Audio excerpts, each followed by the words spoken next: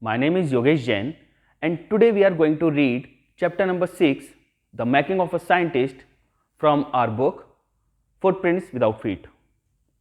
So the chapter The Making of a Scientist is about a scientist, Richard Albright, who researched on butterflies.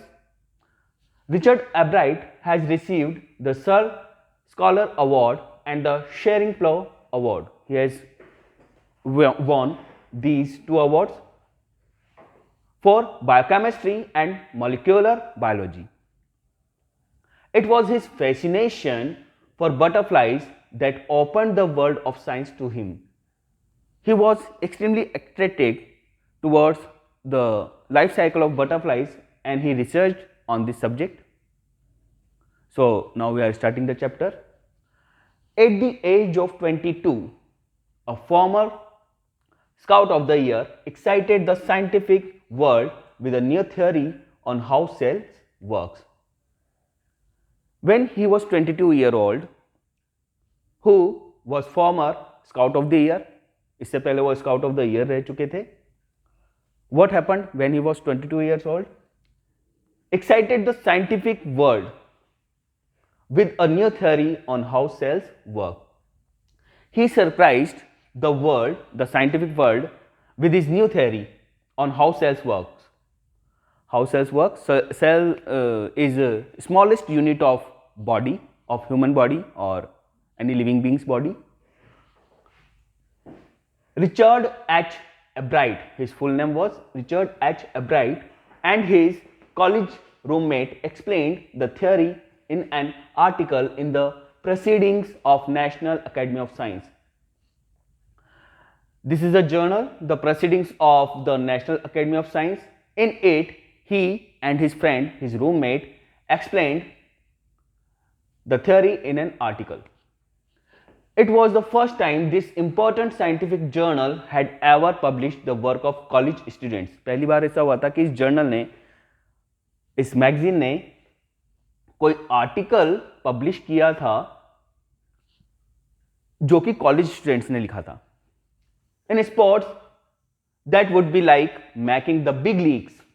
अगर इसी बात को कहें sports के को लेके, ये कैसा था? एक साइंस जर्नल में कॉलेज स्टूडेंट्स का आर्टिकल पब्लिश होना बिल्कुल वैसा ही था जैसे स्पोर्ट्स में that would be like making the big leagues at the age of 15. कि 15 ईयर्स की एज में कोई किसी बिग लीग में, किसी बिग चैंपियनशिप में क्या कर जाए? Hitting a home run your first time at bat. The sport is talking about the sport which is expressed here is the sport is baseball, in which a batsman hits 6. It is like that. For Richard Albright, it was the first in a long string of achievements in science and other fields. What was it for Richard Albright? It was the first in a long string of achievements. String is series of achievements in science and other fields. And it all started with butterflies. और ये सब किसके बारे में था? Butterflies के बारे में था. An only child. Now we are talking about childhood of Albright. An only child, Albright grew up north of Reading, Pennsylvania. वह कहाँ पर ब्रॉटअप हुआ था? वह Reading is a city in Pennsylvania. Pennsylvania is a state of US. Okay, he grew up in this city Reading. There wasn't much I could do there. वहां पर कुछ ज्यादा नहीं था जो मैं कर सकता था. He said I certainly couldn't play football और baseball with a team of 1. मैं वहां पर फुटबॉल या बेसबॉल नहीं खेल सकता था अकेला. But there was one thing I could do, collect things. तो उसका अट्रैक्शन किस तरफ गया? वह स्पोर्ट्स में नहीं जा सकता था क्योंकि अकेला था, तो he started collecting things. So he did, उसने ऐसा ही किया. एंड डिड he ever, और वह हमेशा यही करता रहा. Beginning in kindergarten, kindergarten mean KG class, a bright collected butterflies with the same determination that has marked all his activities. जब वो केजी क्लास में था तभी से Ebright collected butterflies, he started collecting butterflies with the same determination that has marked all his activities. He also collected rocks, fossils and coins. Not only butterflies, he also collected rocks, fossils and coins. He became an eager astronomer to sometimes stargazing all night. So instead of being a butterfly researcher, he was also interested towards astronomy. Okay, observer of stars, planets is called astronomer. So he was also eager at this field, and sometimes he used to start gazing all night. वह रात को कभी कभी stars वगैरह को देखता रहता था. नेक्स्ट,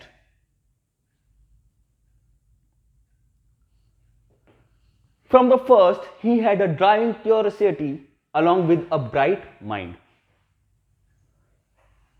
पहले से ही he had a driving means strong, powerful, curiosity along with a bright mind. एक ब्राइट माइंड के साथ वह स्ट्रॉन्ग क्यूरियोसिटी यानी कि इच्छा, किसी चीज को जानने की इच्छा वो भी रखता था. He also had a mother who encouraged his interest in learning. उसकी मदर ने भी उसको एंकरेज किया, उसके इंटरेस्ट को एनकरेज किया जो उसका लर्निंग के लिए था.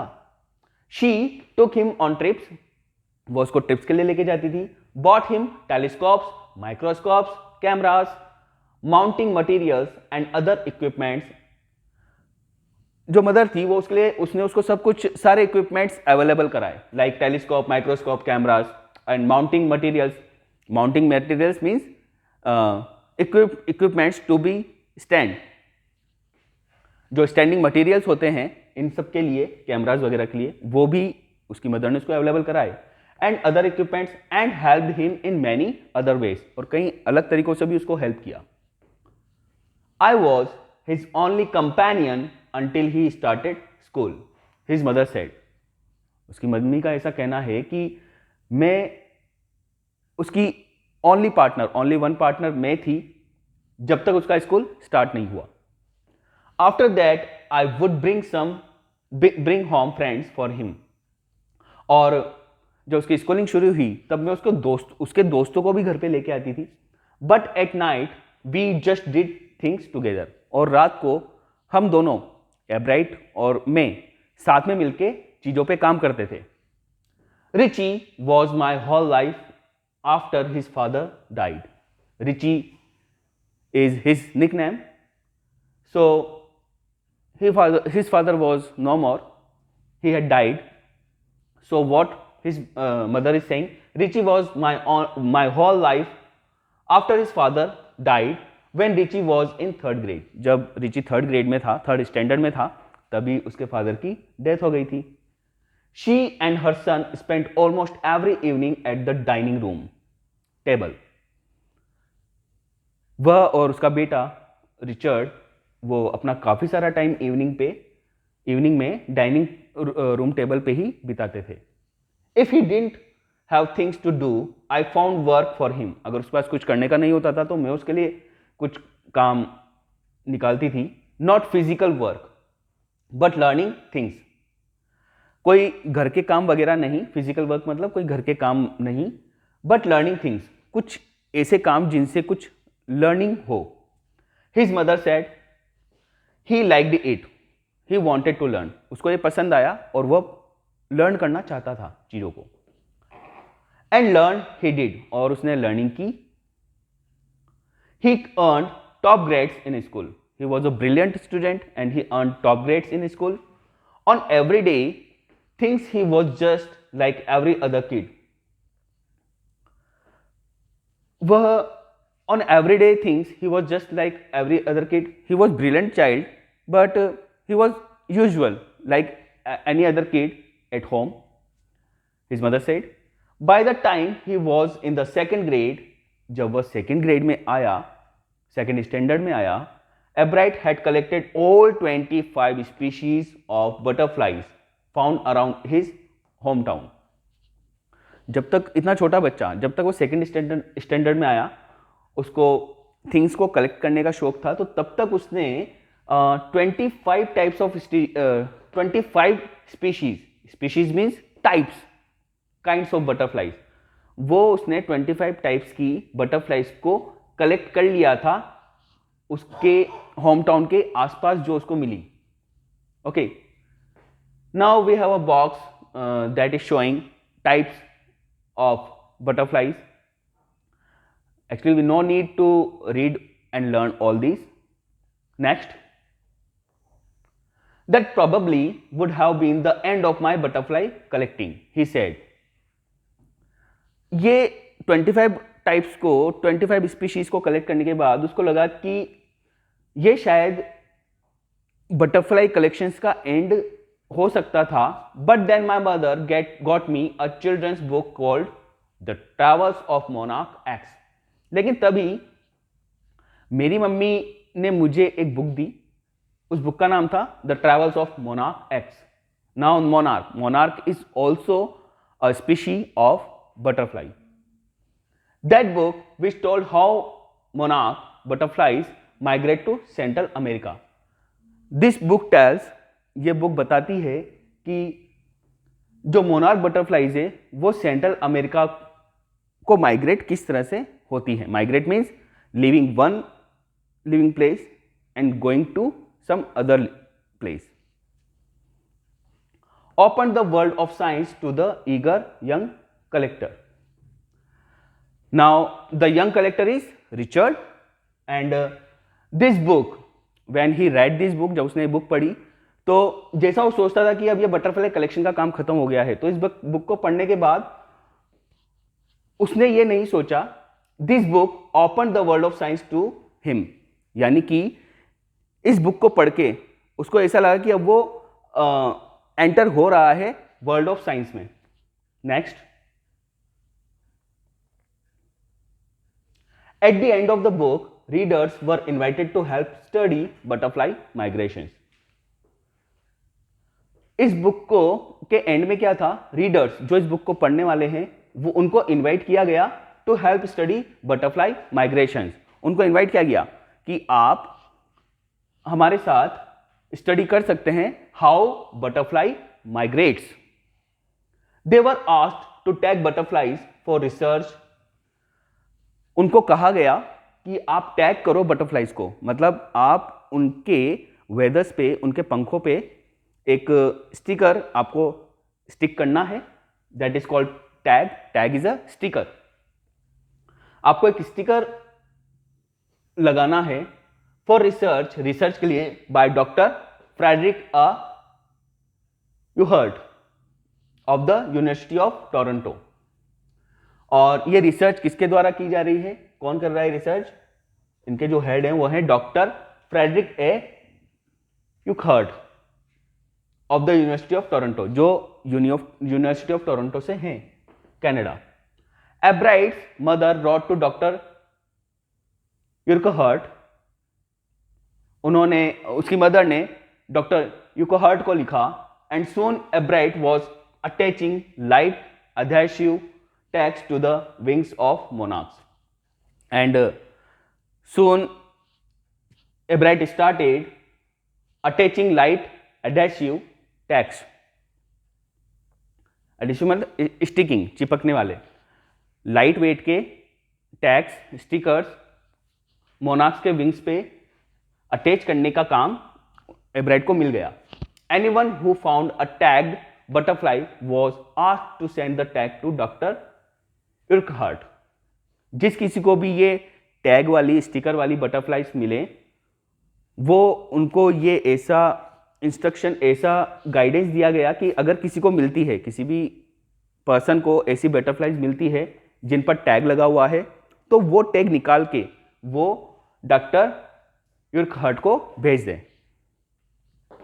The butterfly collecting season around reading lasts 6 weeks in late summer। ये जो बटरफ्लाई कलेक्टिंग का जो सीजन है ये करीब 6 वीक्स तक चलता है जब समर एंड होने वाली होती है. If you are going to chase them one by one you won't catch very many. अगर आप उनको एक एक करके पकड़ने के लिए जाओ तो आप बहुत सारी बटरफ्लाइज को नहीं पकड़ सकते. So the next step for Ebright was to raise a flock of butterflies. Flock means group. तो अब उसके लिए नेक्स्ट प्रोजेक्ट क्या था एब्राइट के लिए, उसके लिए नेक्स्ट स्टेप क्या था कि वह एक बटरफ्लाइज का ग्रुप रेस करे. He would catch a female monarch, take her eggs and raise them in his basement through their life cycle. अब वो क्या करता था, वह एक monarch is a type of butterfly, उसको पकड़ता था. टेक हर एग्स, उसके एग्स को लेता था, and raise them in his basement, और उनको रेस करता था, उन एग्स को डेवलप होने देता था अपने घर के बेसमेंट में थ्रू देयर लाइफ साइकिल. और उनकी लाइफ साइकिल का हिस्सा है ये एगिंग. तो इसको डेवलपमेंट जो उसकी लाइफ साइकिल है मोनार्क बटरफ्लाई की, उसको वो डेवलप होने देता था पूरी लाइफ साइकिल को.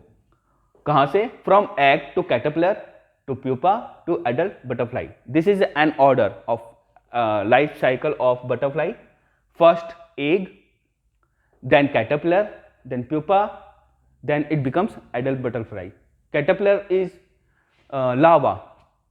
लावा को कैटरपिलर कहा जाता है. बटरफ्लाई का जो कैटरपिलर है वो होता है larva.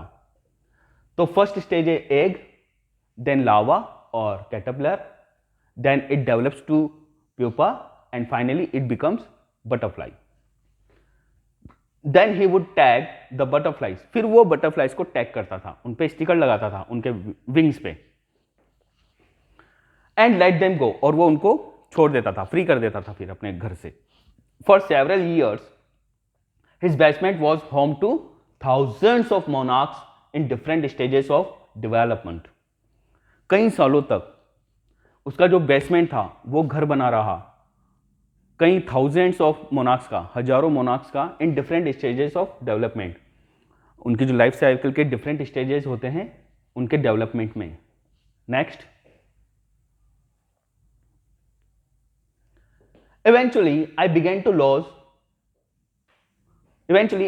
lose interest in tagging butterflies. It's tedious and there is not much feedback. और at last उसको, रिचर्ड को लगने लगा कि अब उसका इंटरेस्ट लूज हो रहा है बटरफ्लाइज को टैग करने में. It's tedious means slow and boring. It was a slow and boring process for him. And there is not much feedback, और कुछ ज़्यादा फीडबैक भी उसको नहीं मिल पा रहा था अपने काम का. एब्राइट said, in all the time I did it, मैं सारे काम ये करता रहा. ही लाव्ड, वह हंसते हुए बोलता है. Only 2 butterflies I had tag were recaptured.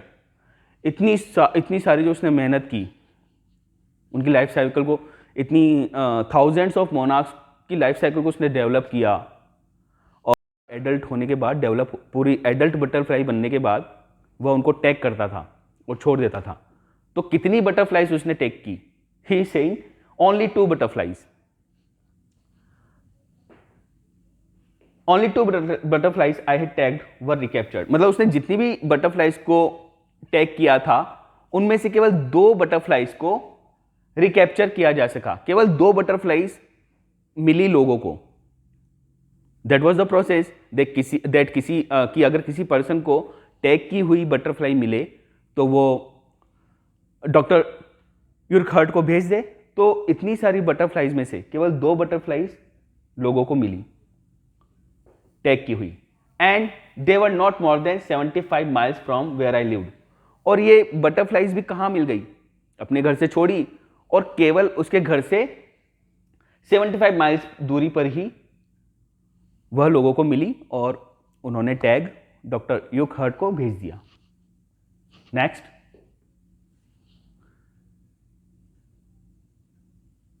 Now when he reached in 7th grade, जब वो 7th स्टैंडर्ड में पहुंचा स्कूल के, तब क्या हुआ?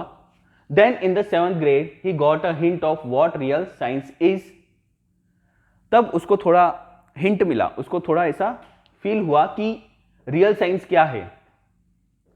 When he entered a county science fair, ऐसा उसको फील हुआ जब वह काउंटी साइंस फेयर में गया। काउंटी मीन्स रीजनल, उसके एरिया का जो साइंस फेयर था, जब वो वहां पर एंटर हुआ, जब वो वहां पर गया, तब उसको फील हुआ कि रियल साइंस क्या है। और ये सब कब हुआ? जब वो 7th ग्रेड में था। एंड लॉस्ट, और वो वहां पर एक तरह से खो गया उस साइंस फेयर में। It was really a sad feeling to sit there and not get anything while everybody else had won something. वहां पर वो गया और उसको कुछ, मतलब कि वो कुछ एक्वायर नहीं कर पाया कोई award. It was really a sad feeling to sit there and not getting anything. वहां पर केवल बैठे रहना एक सैड फीलिंग थी, और कुछ नहीं मिलना ये एक सैड फीलिंग थी।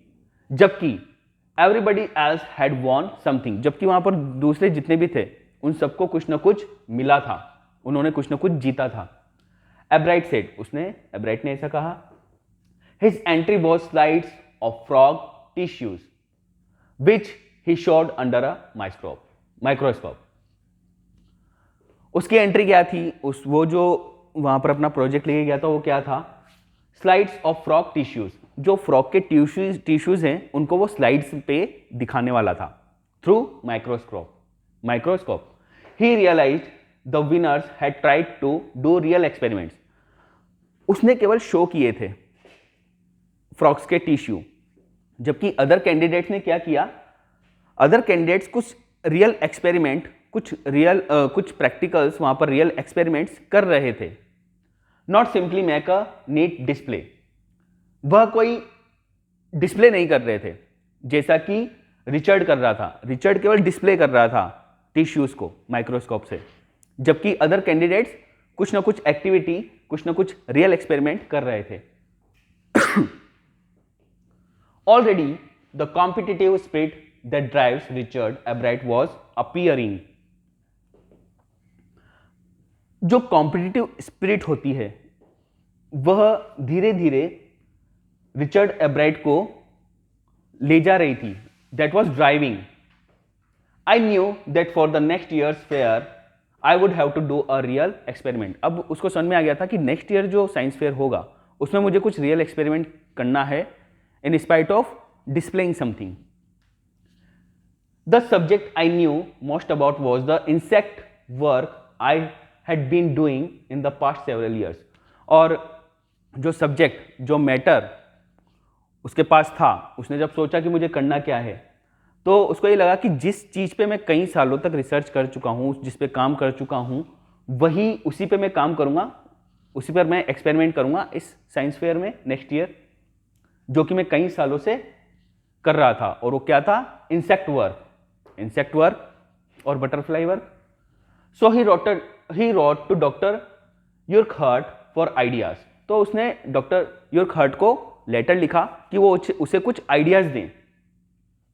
And back came a stack of suggestions. Stack means a lot of, काफी सारे, और उसके पास काफी सारे सजेशंस आए एक्सपेरिमेंट्स के लिए। Those kept Ebright busy all through high school. और वह इन आइडियाज पे, इन सजेशंस पे काम करने में लगातार बिजी रहा अपने हाई स्कूल में। And led to prize projects in county and international science fairs. और ये सजेशंस, ये आइडियाज, ये एक्सपेरिमेंट्स, उसकी प्रैक्टिस उसको कहाँ लेके गई? इस प्रैक्टिस ने उसको कई सारे प्राइजेस दिलाए काउंटी साइंस फेयर में और इंटरनेशनल साइंस फेयर्स में भी। For his 8th grade project, अब वह 8th स्टैंडर्ड में आ चुका था, वहां पर उसका प्रोजेक्ट था, Ebright tried to find the cause of a viral disease that kills nearly all monarch caterpillars every few years. अब जो उसका प्रोजेक्ट था वो यह सर्च करना था, वह यह कॉज ढूंढ के निकालना चाहता था ऑफ अ वायरल डिजीज। एक वायरल डिजीज जो काफी ज्यादा वायरल हो रही थी, एक डिजीज, उसका कारण जानना चाहता था। वो डिजीज क्या थी? That kills nearly all monarchs caterpillars every few years. जो हर थोड़े वो सालों में कई सारी कैटरपिलर्स को मार देती थी वो डिजीज. उस डिजीज का रीजन क्या था वो उसको पता लगाना था. Ebright thought the disease might be carried by a beetle. उसने सोचा, उसने अब इस पे काम चालू किया और उसने सबसे पहले क्या सोचा कि ये जो डिजीज है ये बटरफ्लाइज कैटरपिलर्स में कहां से आ रही है? बीटल से. बीटल इज एन इंसेक्ट, भंवरा जिसको बोलते हैं. He tried raising caterpillars in the presence of beetles. अब उसने क्या किया? उसने कैटरपिलर्स को रेज किया. Caterpillar is the early life stage of butterfly, we have read this. तो उसने कैटरपिलर्स को किसके साथ रखा? बीटल्स के साथ में रखा, ताकि वो पता कर सके कि क्या बीटल से ही ये डिजीज आ रही है कैटरपिलर में.